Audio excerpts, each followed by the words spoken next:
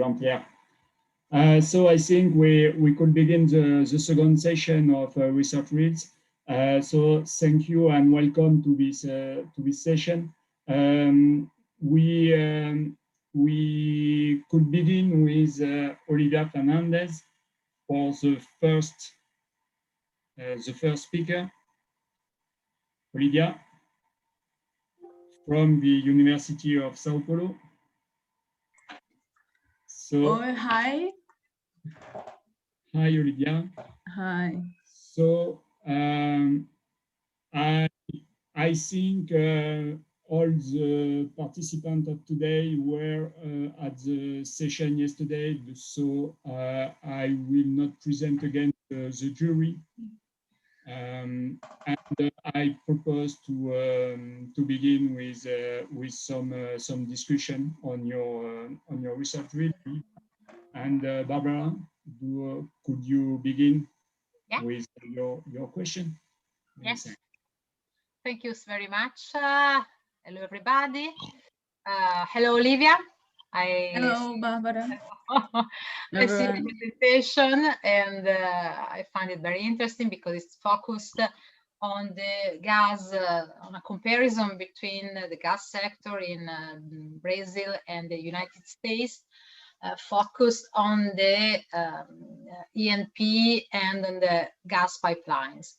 If I have understand rightly, in your presentation, you suggested to couple the E&P and the construction of new pipelines in a joint.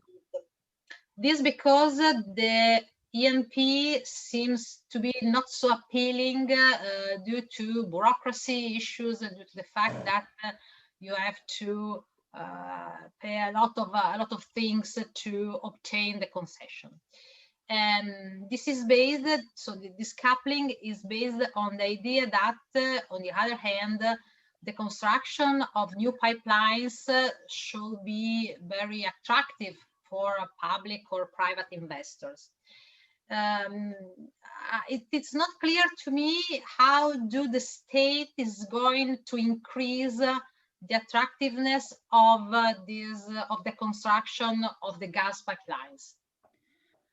Okay, because in Brazil, in Brazil, it's not a biggest pipeline, and my proposal is the construction together. How can I say the 1 minute? No worry.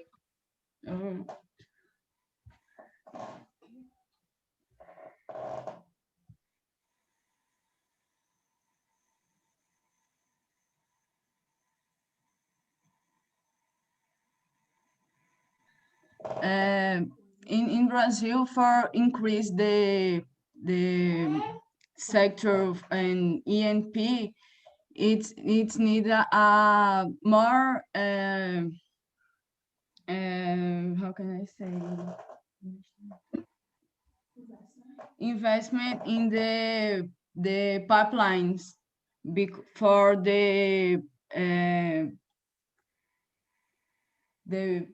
have a biggest production. Oh, okay, but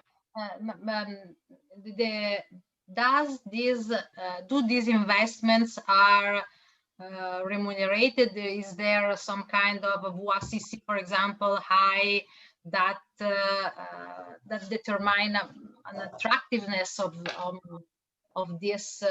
Yeah, but with the until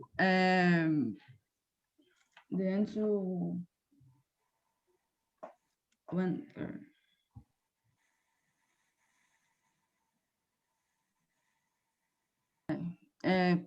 with the until planning for AP and the sector, the pipeline sector, together, it's a variable of the shale gas and the small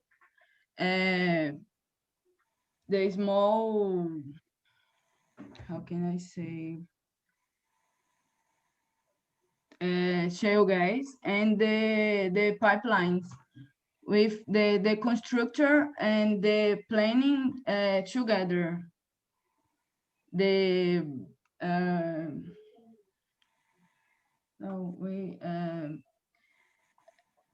One minute.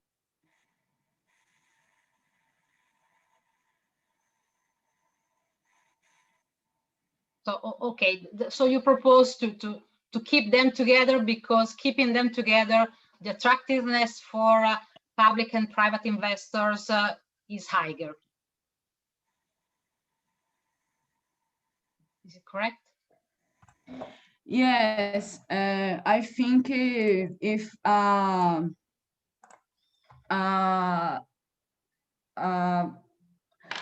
gas production economic feasible, it's with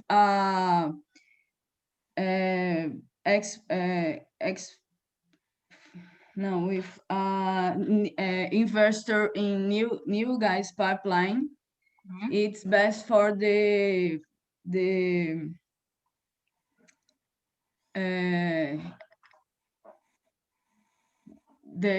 sector. Okay, it's okay. Thank you. Okay, thank you, Barbara. So, Pierre-Olivier? Yes, well, I have to admit that I couldn't get very well the content of the presentation, but my question is really on, can you explain a little bit the methodology you've been using for doing this research? Because that wasn't clear to me among the different things that weren't clear in the presentation. But the methodology, can you expand a little bit on that? In my methodology, I compare the regulation in US and the increase the need for the expand the sector in Brazil, and based this, I propose the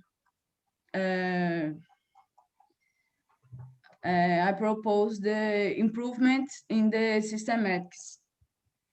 But my methodology is basically the comparison and the regulations sector in US and the regulation in Brazil.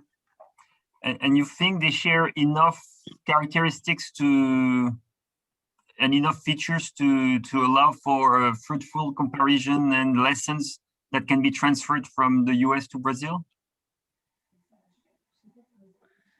I think it's the possible, because don't change the regulation in Brazil, but improvements and the call and the bids listings, and it's in the with one, how can I say, 1 minute.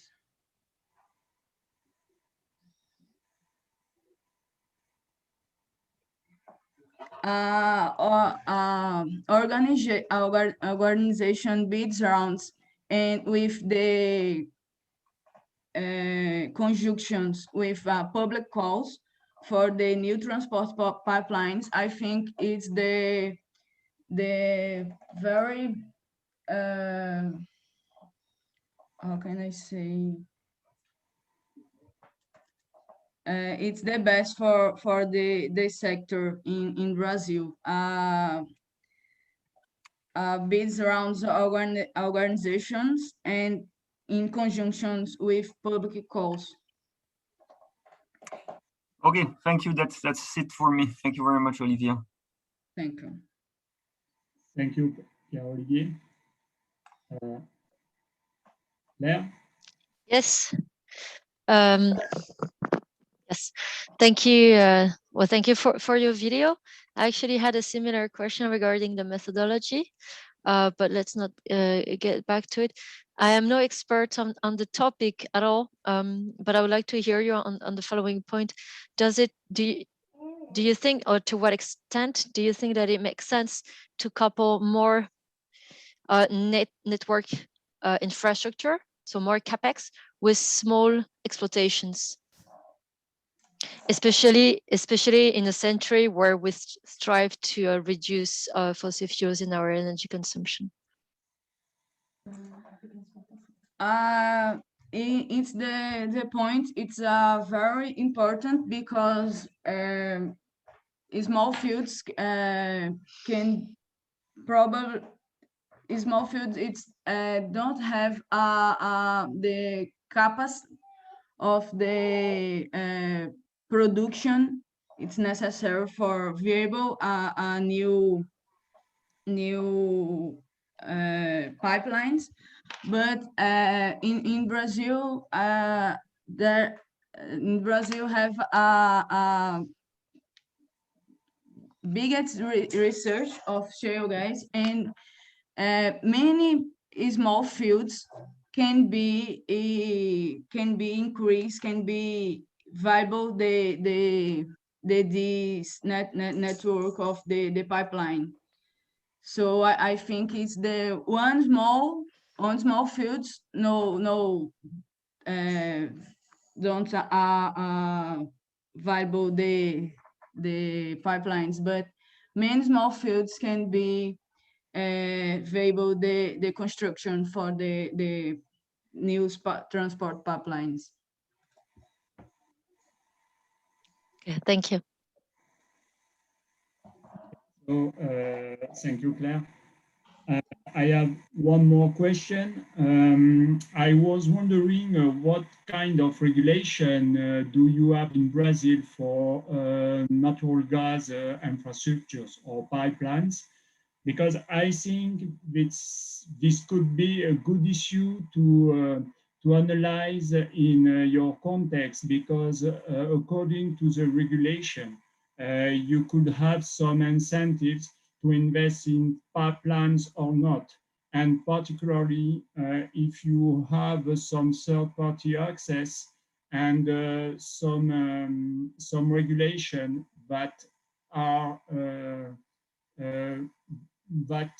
imposed to invest or to open their pipelines, you could have some counter incentive effects to invest in pipelines.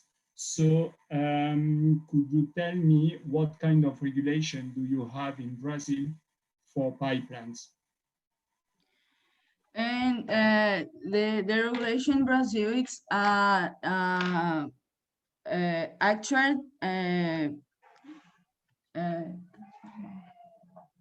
it's a reform one. Okay.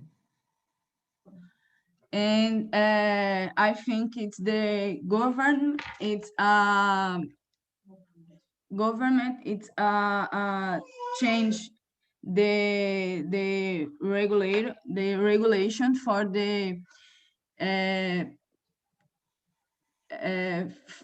how can I say, facilitate construction of the new pipelines, because it's true. Actually, it's very difficult the new constructions because the regulation in Brazil. But I think it's the actual government and it's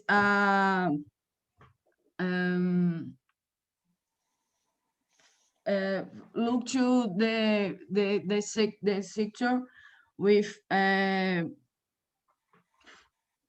for 1 minute.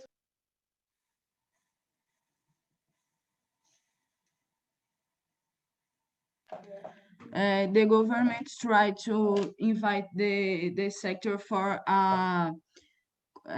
facilitate the new pipelines, and they change the regulation for the investors and new investors in these sectors. Okay, thank you very much, Olivia, for the discussion. So I think we could go with the second speaker of the session, Leandro Lind. So hi, Leandro. Hello, everybody. And I think Pierre-Olivier, could you begin with some questions? Thank you, Cedric. Thank you, Leonardo, for your nice presentation. I have a few questions. Well, first, when you present your results very clearly, you show that the third option is the most profitable or the least costly, but they're very similar so they're very close to each other. And of course, you use a model, so it's it's a smaller model. So my first question is how strong is this answer that you found that option 3 is the least costly one, when they seem to be very close to the two other options? And do you think it could be transferable to a larger scale, if we're really using the whole network as a... Right. Thank you, Pierre-Olivier, for the question. Indeed, it makes all the sense. Your question makes sense. And I think I would offer two answers for that question. The first one is that indeed the case study is a small case study, and it's a case study that was crafted to illustrate the hypothesis that I was trying to show. So maybe in the presentation I don't present with enough time the data used, but you have very cheap flexibility providers in the model and expensive flexibility providers. So in the end, what makes the difference in the result is the possibility of using these cheap flexibility providers, that in the end, at the total cost, it wouldn't make a big difference between the options. It shows that one is cheaper than the other, but the difference in the number is not so much. I would still support that conclusion, because also a bit from the intuition, you have one optimization model that is solving the whole ancillary service markets for two services and for the whole network. So that an intuition says that, okay, that could be cheaper than splitting the markets. But yes, it makes sense that this case study maybe doesn't reflect what it would be in the case of scaling up to a real system. And that is something that we want to explore as well. This is a work in progress. And now the second stage would be, okay, finding a case study that can be more representative, that maybe we can have some real networks. And this is also in the paper what we call the scalability and replicability problem of TSO-DSO coordination. In North America, I'm located in Canada. In North America, we don't have any supranational government pushing for distinct network management. So in many states and provinces, it's just a utility that is doing everything, and most of them, they're just happy to manage everything. And your conclusions would kind of support the idea that if you centralize and you don't unbundle the industry, then you gain efficiency. So would that be your conclusion, that we should actually not unbundle transmission and distribution and go the other way around, from what the EU is doing? I would not venture to answer that way, because that entitles other things that are, I think, lay outside the scope of this paper. That is a whole regulatory approach and an option, a regulatory option that we have in Europe, and a regulatory option that you have in North America that involve other questions other than just the economic efficiency. Having a TSO and a DSO here also comes from the history of the development of the power systems in Europe. And we also have such difference, such as nodal pricing, that in North America it's applied, and here we want a single European market and price. So I think this would be a little bit outside, but yes, only from an economic perspective, it makes sense to optimize everything in one optimization problem. Okay, thank you very much, and I'll leave the floor to you. Claire. Okay, thank you, Pierre-Olivier. Claire? Thank you. Well, on a personal level, I'm very, very sad that you didn't explore more the options that was suggested by Pierre-Olivier right before, because that would have been interesting, an interesting twist. Second of all, I would like to say that I really much appreciated the music on your video. It really tells us that Comillas, you know, has the means to producing this material. And now on a more serious note, I've got two questions. At first, if I understood correctly, in your case, you're looking into two different imbalances, one of the transmission, one of the distribution side, and you do your calculation and you test your different scenarios. And at the end, I remember there was this table where you just multiply this occurrence by 50 or 100 days.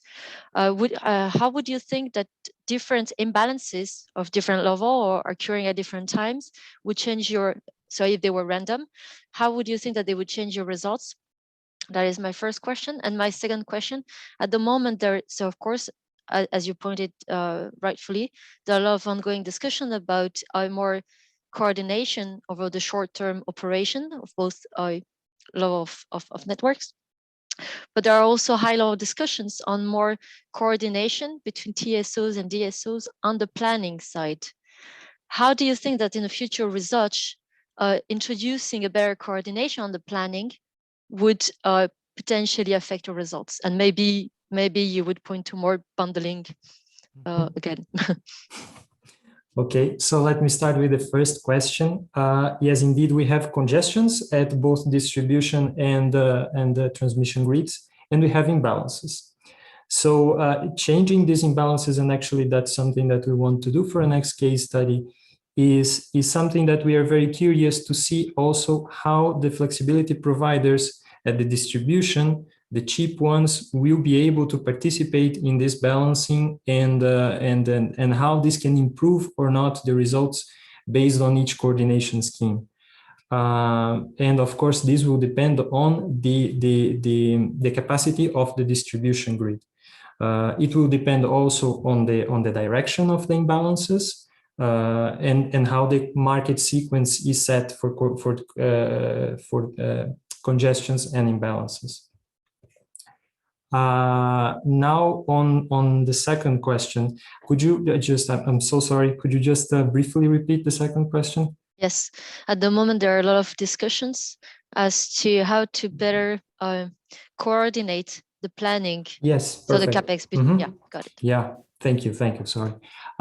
Yes, and I think this is what I'm mostly interested in this research and the upcoming research, because so far we see a lot the assessment of coordination schemes in the short term. But it is true that, for instance, in Europe, we have the clean energy package saying that DSOs, they should procure flexibility, local flexibility, when this is economically viable, when this is a better alternative than reinforcing the grid. But we see that this assessment has to be done at a system level, because if you only look at the condition for that particular DSO, maybe that is hiding some potential efficiencies, such as we say in the video and in the paper, cheaper flexibility providers providing services to balancing. So indeed, we should look at the coordination at planning and which economical results that can lead, depending on, of course, the market setting sequence and the coordination schemes. In our paper, we don't venture to have an expansion and planning expansion model. That would be, I think, another research quite interesting. Having that can have binary variables that decide on investments considering the coordination schemes. We don't go that much, but we still want to look at, okay, how are these coordination schemes compared to a possible reinforcement of the distribution network. And I think that's the whole discussion, mainly in the European regulation, in the clean energy package, this argument that DSOs, they should procure local flexibility as a means to defer or possibly to avoid network reinforcement. Thank you. Thank you. Thank you, Claire.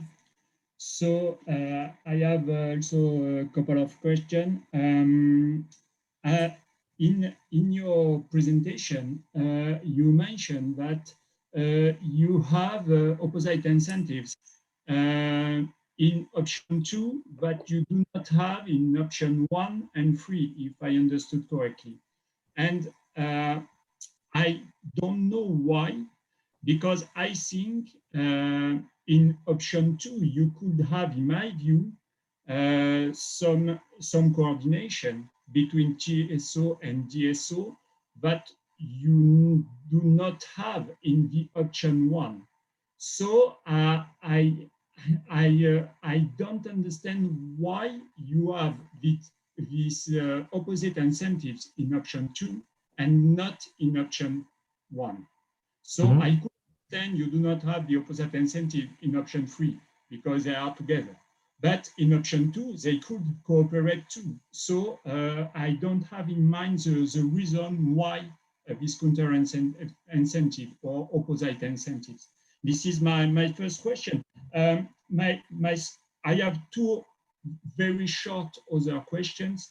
I don't understand why the investment by the DSO do not affect the congestion management costs of TSO in the option 1. So this investment affects the cost in option 2, in option 3, but not in option 1. And I don't understand why, because I think this investment could improve the efficiency for the TSO, in my view, but I have not the model. So this is why I ask you this kind of question. And the last question, I don't understand how you could introduce in your model the landscape of DSO, because you at the end of your video, you mentioned that in several European countries, you could have one DSO or several DSO and several hundreds of DSO. And so I assume that the coordination is not the same. If you have one DSO and one TSO, and if you have hundreds of DSO and some and couple of TSO, for example. So this is my I have these three questions. Okay, let me see if I can remember and answer all of them. Please just remind me if I miss something. On the comparison of the three options, what we argue in the video is that when you have one single problem, and that would be option 3, that's right, that everything is optimized, same problem, then it gets cheaper. When you split congestion and balancing, what we see is that in the first problem, you have some units being activated upwards, let's say. And then in a second problem, those results are passed on to the second problem, the balancing, and then countermeasures have to be taken not only to solve that service, but also to compensate for that activation in the wrong direction from the perspective of the second service, let's say. So that's what we say, that, okay, economic efficiency is lost because you have these activations in the opposite directions. Yeah, this is one answer. The other answer, if you want, please interrupt me at any time. The other one, with regards to the landscape, of course, we just touch upon this topic and a much more in-depth discussion would be needed. But what we see is that, okay, in a landscape that you have multiple DSOs connected to one TSO, that can be a problem when you have large the transfer of information from several DSOs to one TSO.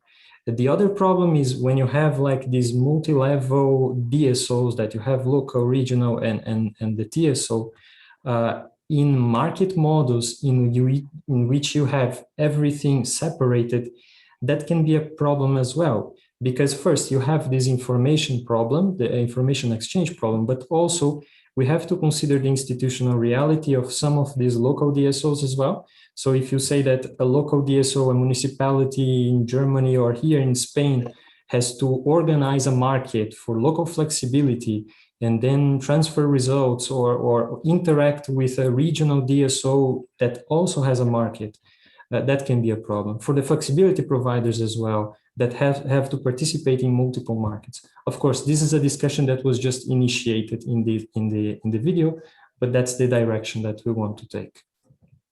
Okay. And just on my third question, I think you do not answer to the investment of the DSO on management costs for the TSO in option 1. The investment, okay, that your argument is that, okay, the congestion management, it should be cheaper for the TSO, right? Yes. Yes. For investment in by the DSO, you could have you could decrease the cost for congestion management in the TSO, and in the option 1, this is not the case. Okay, I don't have the numbers here. I would like really to review these numbers, but in principle, yeah, it should be cheaper. Also, I think we show in the paper that even the balancing market gets cheaper, because what happens is that the most expensive units of the TSO at the transmission grid are substituted by the cheapest one from the distribution. So perhaps, as Pierre-Olivier said, as your figures are very close, perhaps I have done a mistake reading your slides, but I think this is the same figures. So thank you very much. Thank you very much. I'll take note, and that's something that I will look at. Thank you. Baba. Okay, here I am. Thank you for your presentation. I really appreciate your work. I'm interested in better understanding a couple of points. It's not exactly my topic. So in the first part of your estimation and of your case study, you calculate the cost of activation and the results. I'd like that with the current state of the art of the line, if I remember rightly, the most efficient option is the third one.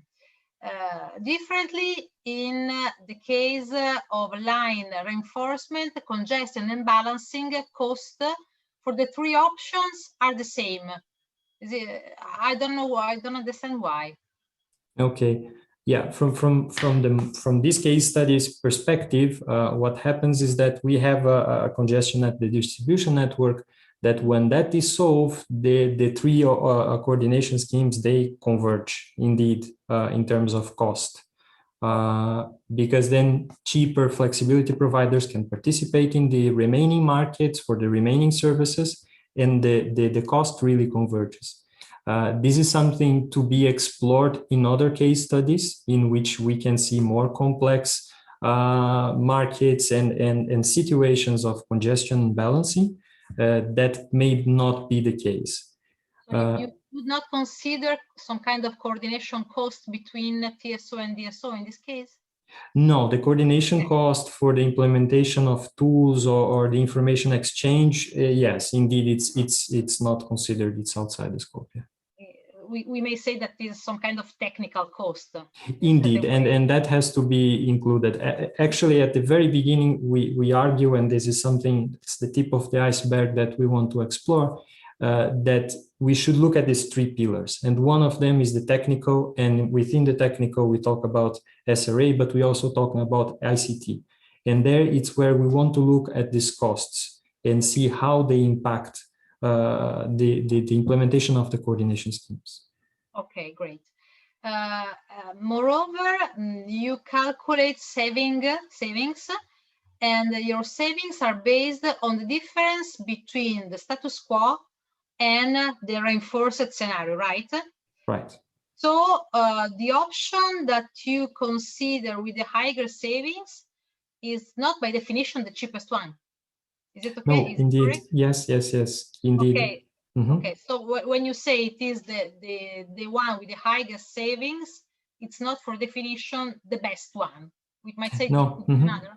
Oh, Yes, the idea there is to say that, okay, the European regulation, the clean energy package, is saying that the DSOs, they should use local flexibility when that is economically efficient. But then we say, yes, but that answer depends on which market setting and which coordination scheme in the case of TSO is in place. If you have something like option 2 in place, then the DSO or the regulator, the policymaker can look at those numbers and say, no, it's better to reinforce the line. But if a more efficient coordination scheme is in place, then using local flexibility makes more sense. So our idea is to bridge a bit the regulatory view from the clean energy package and what would happen with different coordination schemes in place. If I may give you just a suggestion, you might, and to me, in my opinion, you should anticipate the things that you have mentioned concerning the regulatory stress of the European framework at the beginning of the presentation, because in this way it's much more clear what is your goal. Okay, thank you. Thank you very much. Thank you. Thank you very much. Thank you, Barbara. Thank you, Leandro. You're from the University of Comillas in Madrid, so I forgot to your affiliation. Sorry. So thank you. Thanks to you. We could go to the next speaker, Maren Ihlemann from the University of Leuven. Yes. Hi. Hi. So, Claire. Yes, thank you, Cedric. Yes, thank you. And thank you, Maren, for your nice video. A tiny bit of clarification and then the real question. Okay. I was wondering at what exactly you were looking at in terms of time horizon and penetration of variable renewable energies. Maybe just quickly about that. Yes, so time horizon was 2030. I think we have a penetration of around 70% renewables, but I'm just, that's from the top of my head. I have to look into our paper what we actually write there. And it's for a whole year, this case study. I'm not sure if that covers all the clarity. Yeah, exactly. So my next question was, why do we still see some gas turbines and oil turbines in the mix? But since you're looking into 2030, then and I was surprised not to see any pumped hydro in your results showing up. Maybe you can say a word about this. And the real question was, so there are a lot of ongoing studies looking into those kind of issues, and they're all extremely interesting and using different tools. And I was wondering if you could state in a couple of sentences what is your personal contribution to all those ongoing works. So what is special to your study? Okay. Well, on the one hand, I guess the pumped hydro is somewhere in the storages. So we do include storages, but they're just called storage, but they include the pumped hydro as well. The contribution specifically is, well, on the one hand, I guess one could say the scope of the case study itself, like for Central Western Europe, for this high penetration, high renewable penetration scenario. And then on the other hand, the challenging thing when you're looking at these cross-border reserves is always how do you take into account the network constraints? And particularly for the sharing case, like this is either often neglected. So you're not actually taking your network constraints into account for the sharing case, and then you end up with a system that is actually infeasible. So that's something that we really pinned down in our study. And yeah, I guess on top of that, I guess looking into the nitty-gritty of how actually the portfolio changes, what do we see in terms of low duration curves, which changes in the portfolio do we see happening when we include those coordination schemes? Thank you. Thank you, Claire. So I have also a couple of questions. what the first one is, as Claire said, I was wondering what you include in your storage variables, and so because your topic is on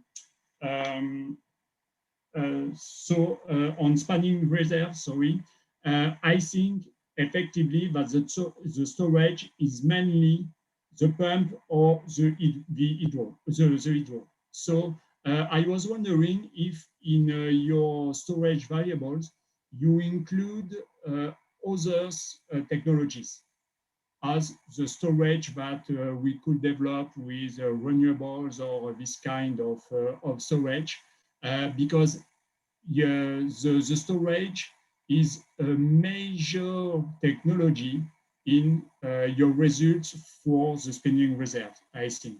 So do you include in your variables other technologies than hydro, to make simple? And I have another question. You mentioned at the beginning of your presentation that the platform to supply spanning reserves.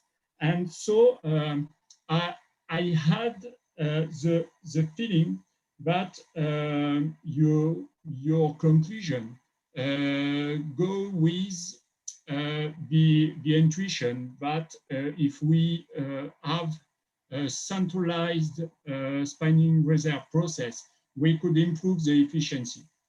So I was wondering if I'm right, and this is, I think, a good conclusion and a good thing, because platforms for spanning reserve will develop. But I have in mind, and perhaps Pierre-Olivier could confirm, that in North America, they spanning reserve are more decentralized. And so, centralized. One operator is supplies this spinning reserve. And so, if we have some platform and some decentralized organization, perhaps we could have a decrease in efficiency if I'm right with the example of North America. Okay, I guess So, first question. So do not hesitate to ask me if you want I repeat or. Probably, yeah. So I guess on the storages. Oh, sorry. I'm sorry. I didn't want to interrupt you. Okay. So you could answer. Sorry. All right. So on the storages, I guess indeed we do have a simplified representation of the storages. In general, we're using a clustered unit commitment to represent the different technologies, and one of those clustered units is the storage technology. So indeed, I guess there could be differences if we would, let's say, have a more granular representation of those storages. That's just something to consider, I guess, or like that was not really on my radar, I guess. Then regarding the platform for spinning reserves, there I probably have to ask back, or reverse the question. Why would you think it would have, or why would you think to see inefficiencies because of coordinating the spinning reserve procurement? I mean, okay, you could probably maybe strategic behavior or something that could be exercised. Definitely, that could be something that might play a role in there. But assuming, let's say, a perfect market world, it seems like a kind of like a no-brainer that a coordinated system should result in at least as good results as the no coordinated case. Okay. Thank you very much for your answers. So, Barbara, sorry. Okay. Just a very short question. Just one thing, maybe I'm a bit naive, but it's not exactly clear to me what is the exact difference between exchange and sharing. Okay, yeah, thanks. So I guess, well, both exchange and sharing refer to balancing capacity, so something that happens before the imbalances happened in real time. So that's basically only when you assign from another country that you want to procure some reserves from another country. Okay. And in the exchange case, it's really just, I'm taking some of your reserves and they're going to be, let's say, reduced from the balancing capacity that you have in your specific region. So I kind of reduce them. In the sharing case, what we do allow is that two regions can share balancing capacity. So the underlying idea is that the combined need for balancing capacity in two regions is lower than the individual ones, just due to spatial smoothing, and that the probability that the worst case happens in both scenarios at the same time is lower than in the individual ones. Okay, now that's much clear. Okay. And the other question is about your results and conclusion, because you compare two different, the exchange scenario with the sharing scenario with the first one, and the only, is it correct that the only difference that you highlight between the two options is in the order of the magnitude of cost saving? That is, if I remember right, it's 25 millions for exchange and 125 or 55 million for the other one. But you define in both cases moderate savings. Yes. It's the only difference. Come again? That's the only difference between those two? Between the exchange scenario and the sharing scenario. Yes, like in terms of costs, that's indeed the difference. Regarding the portfolio, we, of course, for the sharing case, as we're relying on the same reserves for multiple regions at the same time, we have a reduced need for flexible capacity. And we also see that in the low duration curve. So for the sharing case, especially these expensive units like OCGTs or something are being used much less than in the no coordination case or also in the exchange case. Okay, thank you very much. So as a follow-up on that, you're saying that you're modeling a day-ahead market. So is it true that there is no investment cost, and the model is not optimizing the size of the capacity required for operating the market?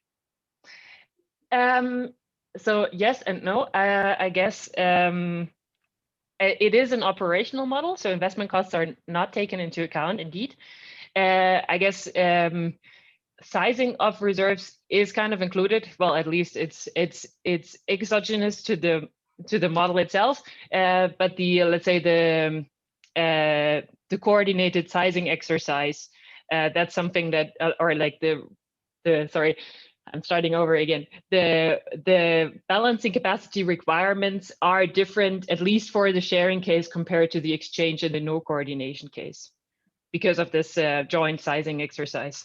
So my question is on the source of the savings in the sharing scenario. It's also coming from a low requirement for reserves, which includes some capacity cost. No, the capacity. It depends if you. I guess. Do you refer to capacity cost in terms of like cost for investing? Well, that's what. Okay. Because if this, in my understanding, if the system is, if there's no investment, the capacity is already there. Yeah. Then how do you save from not using it because the capacity costs are not taken into account? Yes, indeed. We're not. So sorry. So in the order of magnitude of this 155 million euros per year or something, the investment costs are indeed not reflected in this costs, right? So the potential savings that we might have due to reduced investments and capacity, they're not reflected in that number, and that's kind of the open question that I leave at the end of the presentation is probably the sharing case has even much more potential than only these 155 million euros, because you could potentially reduce your investments. So the benefits might be even larger that we would see. Well, in the long run, I mean, the main benefit would probably be to save some of this capacity. Yeah, indeed. Yeah, I think that would be the main impact, to be honest. And just a clarification question, you know, in one of the scenario there are three things, you know, sizing, procurement, and activation. And I don't really understand what you mean by activation. Yes, that would be, I guess to set the frame for this, I guess in my model, I'm only looking at only the day ahead market. And the activation happens in real time. And what I mean with coordinated activation is that I can activate balancing energy from another balancing region. Which is, for instance, in Europe, currently we have some pilot projects going on for this, but the only thing that is really active and also really being used is the IGCC platform for imbalance netting. So that one is already up and running, but the other ones where you really activate the balancing energy located in another zone, that's the coordinated activation, what I would mean with that. And in the no coordination scenario, there's what, no exchange of electricity between regions? No exchange of a balancing capacity. Okay. Okay, thank you very much. Thank you. Thank you, Pierre-Olivier. Thank you, Maren. So I think we could discuss now with Kamaria Kuling from Simon Fraser University. Hi, yes, thank you. Hi. So I forgot to inform the audience, but I think we could perhaps have a few questions if you want in the chat, and so you could ask in the chat, and you could discuss with all the participants in the private chat. So I think I will begin with my questions on your research risk. So I have two questions. The first one is a comprehensive one. You made in your research risk the assumption of high cost of wind and low cost of storage. I was surprised because in my view it is the contrary now. We have low cost for wind and or for renewables, and we have high cost of storage. So this is my first question. One, this assumption. And my second question is, I was wondering if when you consider the comparison between your two methods, you introduce in your model some signals or some incentives in price of to pilot your storage. So, or is it only or the storage is the storage only linked with the renewable production and the demand, and so you have the storage at the middle, but ensure that the equilibrium of the market offer is equal to the demand. And so I was wondering, it's kind of if you have introduced this kind of opportunity to make arbitrages of trade-off between production and demand with some side notes. Yeah, that's a really good question. Thank you. So kind of the answer to both of the questions a little bit is that this is very much only looking at the how the model works and how the storage operates within the model. So the test case that we used with the wind and storage doesn't represent any realistic system. It's created solely to make the model use storage a lot so that we can see what's happening, how it operates, how long it takes. So the with your first question, it's really just to force the storage. So the storage is cheap and the wind is expensive, so that the model will use the storage so that we can get as much results on the operation of storage as possible. And then the second one as well. So yes, the wind can produce electricity, which is connected straight to the demand. So it can go straight through, or it can connect back to the storage to use that when needed. So to make sure that it does use the storage, then it goes back to your first question, that we make sure that the wind is expensive and the storage is really cheap to get that high variability with the storage. Does that answer both your questions? It suits to me, thank you. Thank you. So, Barbara?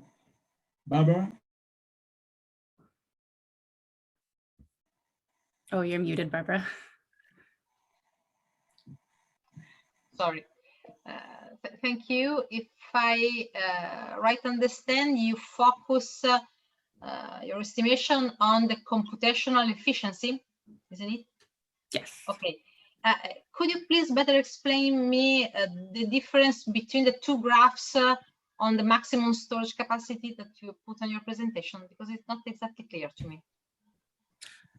For sure. So that is the operation of the storage with maximum capacity. Yeah, so that's really demonstrating how the results for the two different versions are, they end up being pretty much exactly the same when there is no constraint on storage, when the storage can be used as much as possible, and there's no limit on that. Once you do constrain the storage more, so you only have a certain amount of storage that can be used, they end up following different paths. So the one might charge and discharge at a different time as the other, but interestingly, in the end, they actually come up with the same optimal solution. The models do reach the same results in the end. So I think that the differences that they take are sort of inconsequential. It's just, it doesn't really make a difference to the actual results of storage. So it could do either path. But then in those cases where it is a little bit different, it's because the Welsh model, the one with more capacity for the variability of the storage, it can kind of capture those moments where it does matter and makes a difference. So it can reach a point in storage at a certain point in the year where the other one, it doesn't have that resolution to meet that point. So yeah, so the two graphs are showing that they are more different when the capacity when the maximum capacity of storage is more constrained. However, much of the results, even in these cases, are still very similar for the two models. Okay, thank you very much. Thanks. Thank you, Barbara. So, Pierre-Olivier. Thank you, Cedric. So it's really as Barbara mentioned, it's really the operational aspects of these two storage models that you're looking at. There's no investment cost into either technology, or yeah, and because it's only over 1 year, so it's quite a quick time frame, and it's just looking at the storage that exists and the wind that's there, and how will it meet the demand? What path will it take to meet the demand? And then, of course, how long does the model take to calculate that? So yes, I think is the answer. Yeah, can you expand a little bit on the type of model? You're using osmosis, so it's probably only linear model. Yes. Yeah, so it's an optimization model. So that can explain why the results are very similar for the two. And then when they are different, that's kind of the places that we want to look into more to understand, okay, so the two models are very similar in most situations, but when they are different, we need to understand those differences more. So that's sort of where the next steps of this project is. And you've compared two approaches to model storage. you don't really justify if there are, more, if you found more, why do you select these two? Can you just elaborate a little bit on that aspect? Yes, thank you. So the Welsh version, the one that does have that the intraday considerations, that one is the default version that's used in the model right now. So if you download this model off of GitHub, that would be the version that would be there. And then the other one is a simplified version that's an option that you can use. And it was developed by my supervisor. So these two were interesting ones to look at and compare because they are quite different in how they are designed. Okay. Okay. Oh, sorry. I think my internet cut out for a second. We didn't notice. Oh, okay, good. Thank you, Pierre-Olivier. Claire? Yes, thank you. Two brief questions. Do you think that the no cost assumption for the battery might actually explain why you have the same overall costs in both runs? And second, if you wanted to have a more accurate results in terms of overall system cost this time, and do you believe that both approaches are actually indeed equivalent, meaning that I should always go for the neat version? Yeah, that's a really good question. So for the first one, I do think that it would make the results more better and more exact if I did add those costs. I think that it's not, it wasn't easy in the time that I had to add that cost in, but I think that it could make it just so that the results are either not exactly the same, or when they are different, maybe they would be snapped to the same, and it makes them more similar because then they have to follow that particular path. It's not as easy for them to differentiate. So that's a really important point that needs to be explored further. And I'm sorry, I can't quite remember your second question now. Yes, the second question was about if you ever wanted to switch a little bit your scope and to look into the overall system costs. Do you think that both methods would be again equivalent, so that it would make more sense to utilize neat or not? Yeah, I don't think I could say that you should always use one or the other, because there was some evidence from this research that the Welsh version could offer some benefits. And I think also with the test case that we used, it is a very limited test case because it was so simple. And so one of the conclusions I reached is that they can often find the same sort of variability in the storage or demonstrate it. But if the rest of your model was much more complicated, then maybe you do really need to use very few time slices, but then the Welsh version will let you have that variability of storage in the rest without meaning that you have to calculate everything in your model for a very high number of time slices. So if you're using a very simple test case like this one, then yes, the neat model would be sufficient. But in other versions, I think that there could be more differences that weren't explored in this project, just because our test case was so simple, and that one took no time for the model to calculate ever. And it was really just the storage that we were checking for how long it would take. Yes, I think so too. Thank you. Thank you. Thank you, Claire. Thank you, Kamaria. So we could now discuss with Angela Torres. Yes. Hello. Hello, Angela. Hello. So, Barbara, do you want to begin? Yes, yes, I am. So thank you, Angela, for your contribution. I found it very, very interesting. I really appreciate it. In particular, I really appreciate your research question. And my short question is, in your opinion, what could be the policy implication of your analysis? Well, there are I think that it's really important to take a look at the supply shape, because this is something that usually is not considered. Mm-hmm. And this has implications in terms of, for example, the accurate measurement of the who bears more of a tax or a subsidy, for example, or I don't know, in terms of welfare, for example, how to measure the consumer surplus or the producer surplus. So I think this is one of the, in terms of policy implications, this would be one really important, but I mean, there are other implications in terms also of modeling, or how you model the price or how you predict the price. Because I mean, the fact that you are kind of missing one part of the supply curve, this can also lead to a undervaluation or overvaluation of the spot prices. Yeah, thank you. So thank you very much. You're welcome.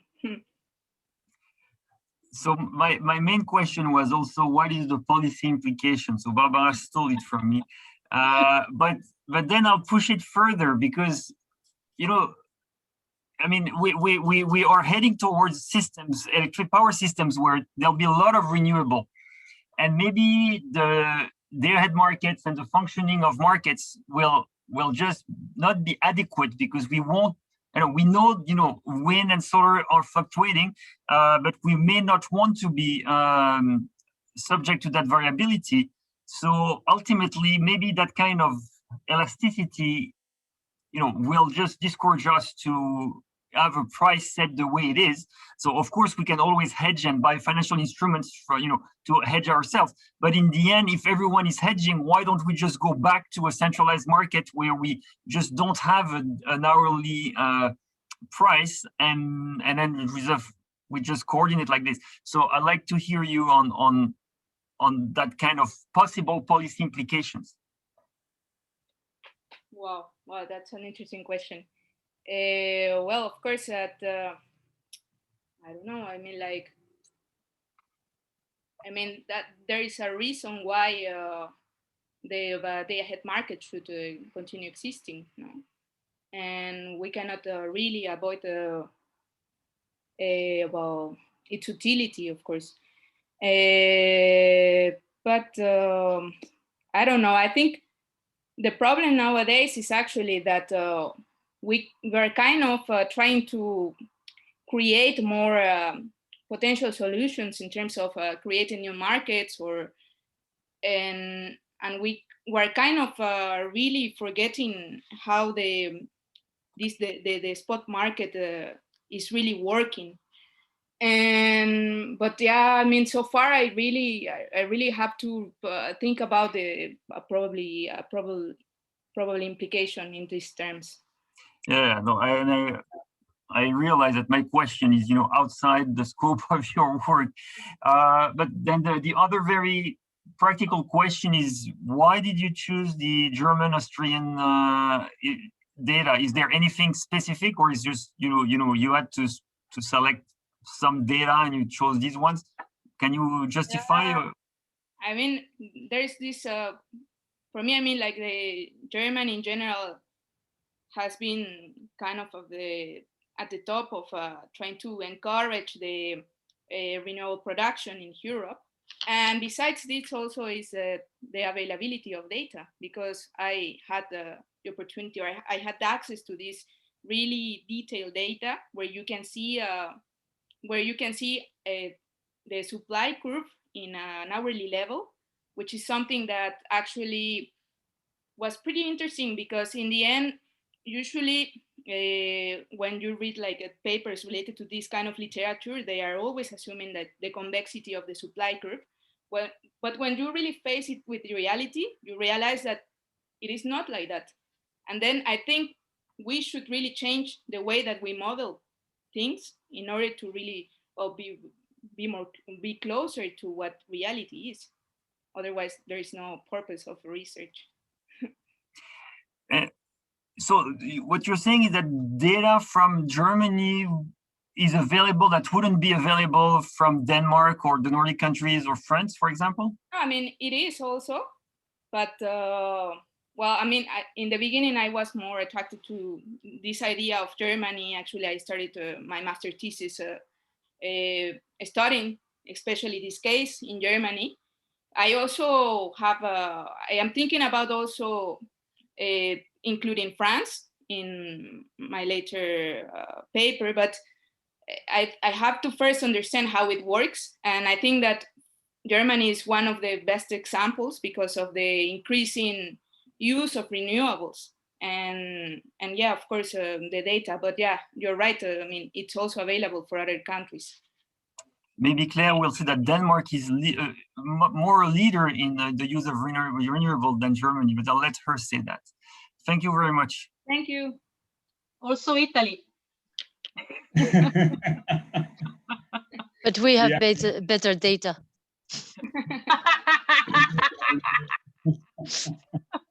Touché.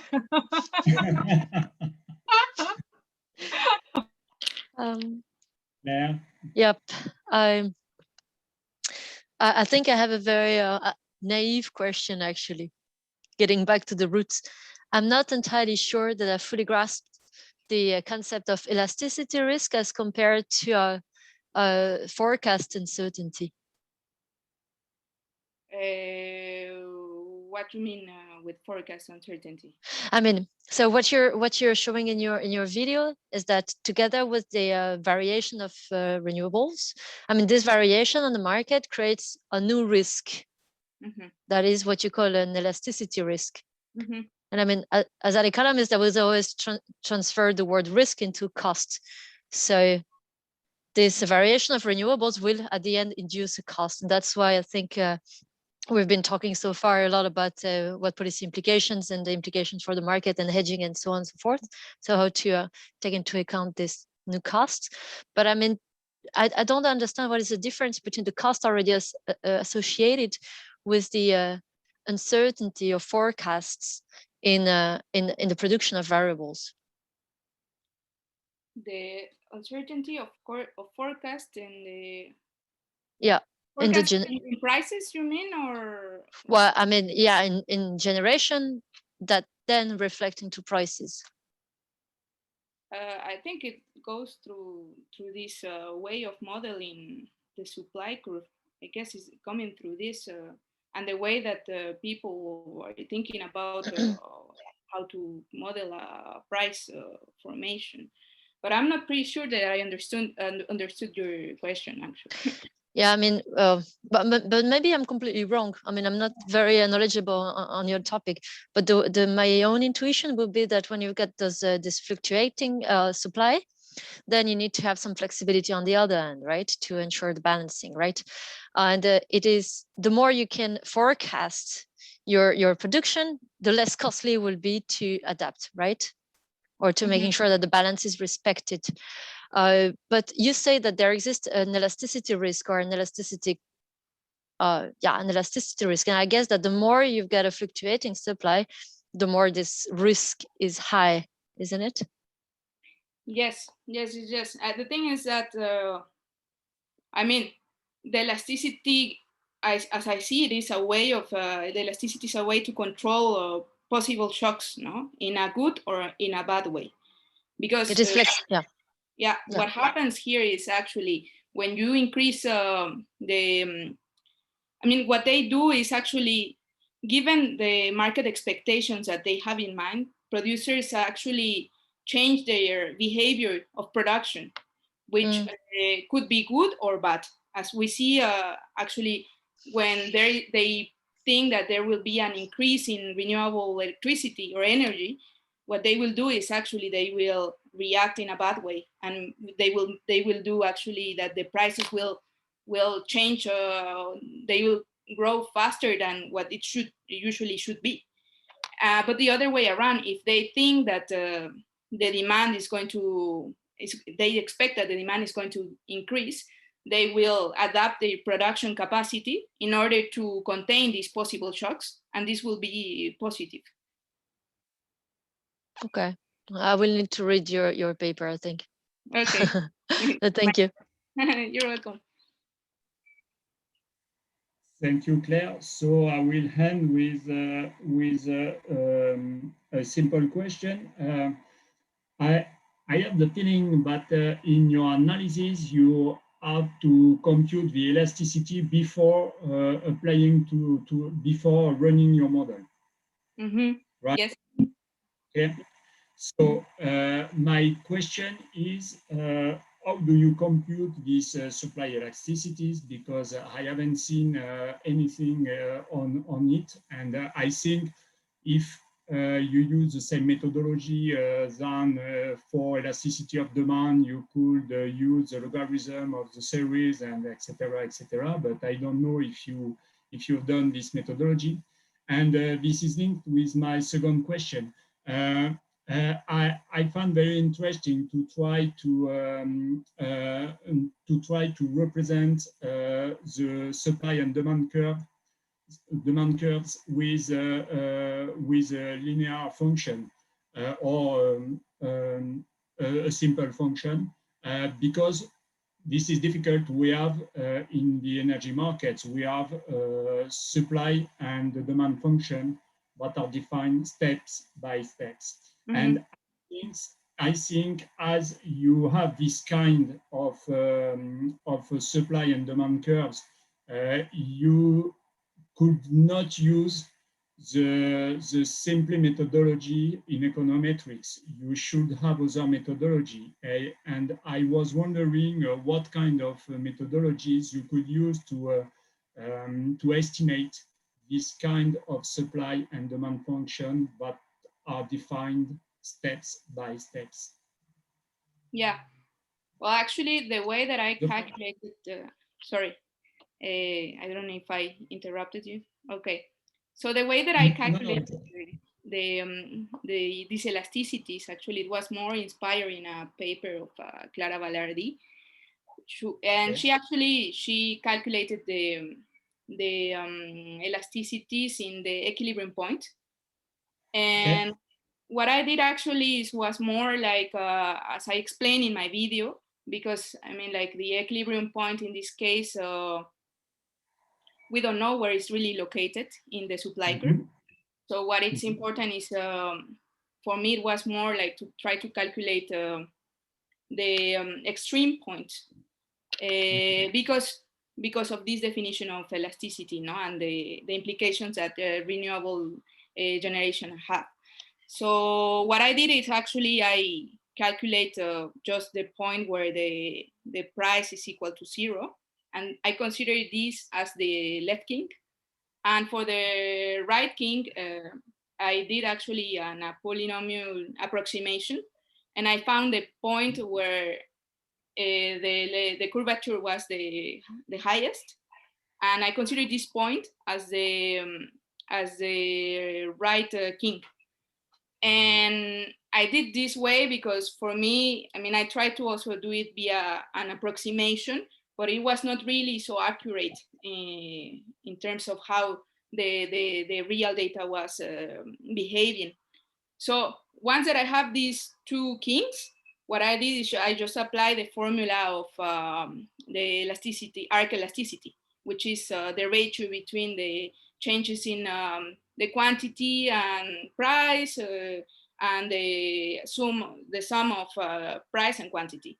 And I consider actually 2 points, which were like more plus and less 500 megawatts. And I consider these points because usually I saw that the data was more concentrated in these points. However, I am planning also to do like a robustness check using different points in order to be sure about my findings. Okay, thank you. You're welcome, thank you. Much, Angela from the University of Dauphine. I'm sorry, I forgot. Yeah. No worries. Thank you very much. Thank you, Angela. And so we could now discuss with the last speaker of the session. So Kheireddine. Yeah, hello. Hi. Hello. So Pierre-Olivier. Yeah, I will start. So thank you for your study. You know, the key thing that came to my mind when I listened to you was transmission. It's because, and I know you're not dealing with transmission in your topic, but it seems to me that if there is transmission, then you basically avoid the problem of having to. Well, the transmission will balance intermittency and will solve the problem. So So how do you respond to my observation that, you know, it's more transmission problem than the problem you try to tackle? Yes, thank you for your question. Actually, transmission would always be a problem since we will always talk about renewable energy sources since they are variable. But what I try to tackle here in my research is something that is before this. The study that inspired me the most is where Grams and his colleagues simulated installed wind capacities all over Europe, considering the weather patterns on all European unions, without even try to put some balance on it or whatsoever. And in comparison with business as usual, if we project this on only developing countries that have ambitious plans, it gives like a huge gap between residual demand and actually supply. But instead, when they simulated balanced scenario, we can see that this delta, this difference is reduced. Thus, also reduce the impact of renewable energy on the grid, and also reduces additional investments since you know that for demand to be fulfilled, something like this, we have to put additional investments like thermal power plants, storage, and these are like technical solutions. But my aim here is to say that even within one country, we can still implement other solutions that are more strategical in order to avoid or at least reduce the intermittency and thus reduce additional investments. I don't know if I answered your question. No, you do. It's complementary, I guess. Yes, exactly. We still have to look for the grid to balance efficiently the variable renewable energy. Yeah. Okay, thank you very much. Thank you. Thank you, Pierre-Olivier. Claire? Yes, thank you. So is this correct that your method aims at identifying the best locations for wind energy on a given territory, so that you want to minimize the effect of fluctuation and therefore backup capacities or the system cost? And is this correct that your method is based on collecting the wind generation output of wind turbines already installed somewhere on this territory? No, actually, it's only about wind speeds for now, because we still don't have wind turbines in all France territory. But right. What we can do, we can simulate it later on. But first, what I asked myself, and also I think it's more important, is to see whether there is potential locations, because even wind generation is like highly correlated with wind speed occurrence. I don't know if I answered your question. Yeah, I think so. So it means that your input data is actually is just about wind. I mean, just about wind, sorry. Yes. But it's climatic input data, right? Exactly. Okay. Yes, I got you. And then I think now my follow-up question is very close to what Pierre-Olivier also asked. To what extent do you think that this method is robust or is good enough to defining sites for erecting wind turbines, when we know how much it costs to connect them and how much available land is scarce and how much people hate to see them around?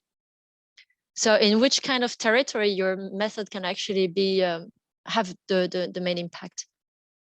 Yes, thank you for this thorough question. Actually, I also considered this point since I work actually on developing wind projects, and I know the NIMBY effect. I know that it's really hard to install wind turbines if you only consider environmental constraints and so on. But first, I had like some principal question to try to answer to is there actually any complementary wind locations first. So if I can answer this question, then I can like put some layers on cartography and then just select only the areas that we can develop in. So this way it can be even a great suggestion for policies planning and so on. And about the method, so yes, I considered two methods actually. So first one was feature-based. It's kind of static classification method.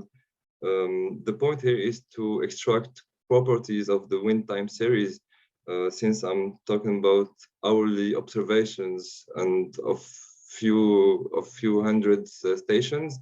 So it's quite demanding in calculations, especially if you have 27,000 observations only for one time series. So the idea here was to extract these properties and try to project them on the 1-2 plane. So maybe we'll have a good clustering. But this first method was not didn't serve our purpose because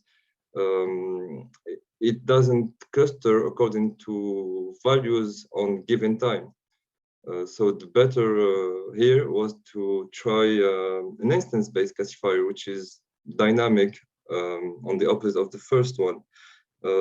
But still, it's demanding on calculating capacities. So at least to have an overall idea of whether there is potential wind sites, I had to translate it into weekly average observations. But still, it gave us clustering according to shape of the time series. So we had, as a result, a few individuals that where we saw that the wind occurred on the opposite way on the other side.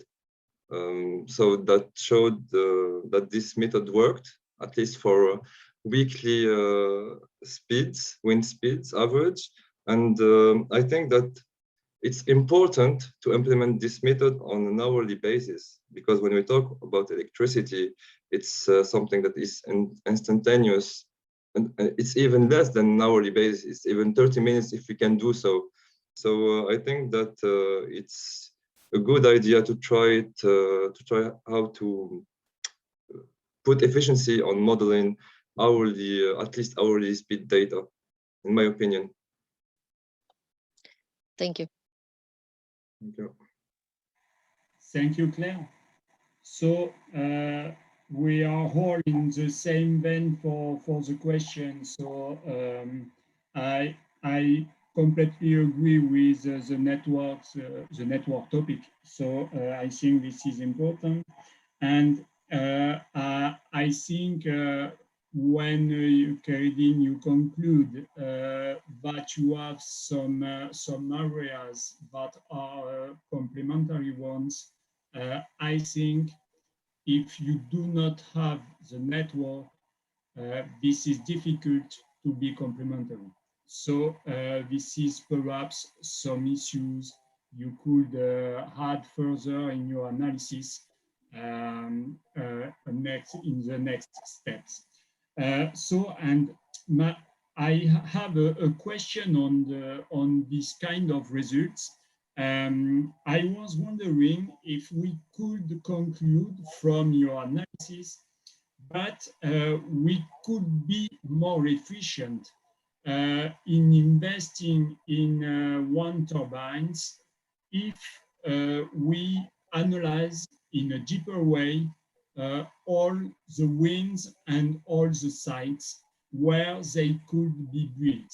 Because I think in your paper, if I understand correctly what you've done, you do not have this cost efficiency. You only have the efficiency in terms of production. So if you optimize the location, perhaps you could have a link with the efficiency in cost investment. So perhaps it could be interesting to have this kind of analysis, and I don't know if you think we could go with this kind of conclusions. And I have a second question, but I think you answer to it answering to Claire. When I watched your video, this was not clear for me. If you use only data analysis, or if you use a correlation analysis, or if you introduce some time series analysis with econometrics to estimate the shape of your series. So I understand for your answer, but you use the data analysis to project on the plan all your points where you could invest in wind turbines, and with these projections, you could make your clusters and so on. So I think perhaps you could add to your analysis some other methodologies that could be useful to conclude, but are they substitutes or complementary improvements? Thank you. I tried to note your marks and questions. Hopefully, I will answer both. For location optimization, actually, what I try to do as well in my analysis is to select wind sites that have potential. For instance, it's not sufficient to have the wind blow in one location. It has to be over a certain threshold to be financially interesting. But I only looked at this point. As I answered Claire earlier, I had this more important question, in my opinion, to answer. Is there any complementary wind sites? But it's also true that we have to propose wind sites that can be installed, and not only potential wind sites that are difficult to install, even if it's due to topography. You know, we can't put a wind turbine on top of a mountain because we can't even access it with the trucks and so on. So I know this, and actually the objective of my research is on long term, and I have steps to achieve first. So the first step is to have a robust method to assess complementary wind location. Second step would be to assess actual wind size location without environmental constraint and so on. And the last step would be to measure, for instance, how much it can reduce or not the energy system cost, and which will be another step to prove that it works or not. It can be a result if it doesn't work as well. So that's regarding the first question. About the second one, actually, I was for the first one, for the projection of the PCA, I didn't use econometrics here, just data analysis, because what I want to do is to see, is there any sites that where the wind occur in different patterns, actually quite opposite patterns. So the first method here didn't allow us to do so. When the feature-based method with the PCA projection, it only allowed us to cluster according to properties, for instance, the high variability or less variability of a certain time series. It couldn't cluster according to values and so on. And we can understand it because it doesn't cluster according to values, just properties and variables. For the second method, on the other hand, it's calculating distances. There is, we selected few, for instance, there is dynamic time warping. It aligns two series, first and last point, and in the between, it warps them in time to see to calculate the minimum distance. But it's not, it's kind of biased because if you warp the in-between observations in time, how should we know if the wind occurs here and not there at the same time? So we selected another one that doesn't twist the observations. It's called K-shape method, and this one gave actually convenient results to our study purpose. So for now, I didn't apply any econometrics. It's just data visualization and distance measures. So the next step should be to check whether it has a real impact on the energy system, and it will be another paper, so not this one. Thank you, Kheireddine. Thank you. So, yeah, the last one. So, yeah. No, so I completely agree with my colleagues concerning the necessity to consider also a network if you want to make a more robust analysis.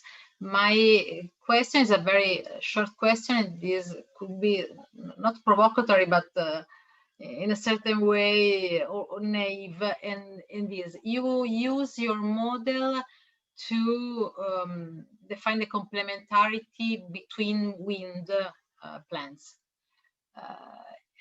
While I usually see complementarity between different kind of renewable sources, solar and wind and so on. So my question is, do you think that could it be possible or useful to extend your model, including also other sources, for example, solar, photovoltaics? Okay, thank you for this question. Actually, I also asked myself this question many times. So the idea on an energy system basis, of course, is to have several energy abound. So solar with wind, hydro, and so on. But they do not have the same patterns. And there was this study, that inspired me the most. And actually, it's a meteorological topic because we're talking about meteorological patterns.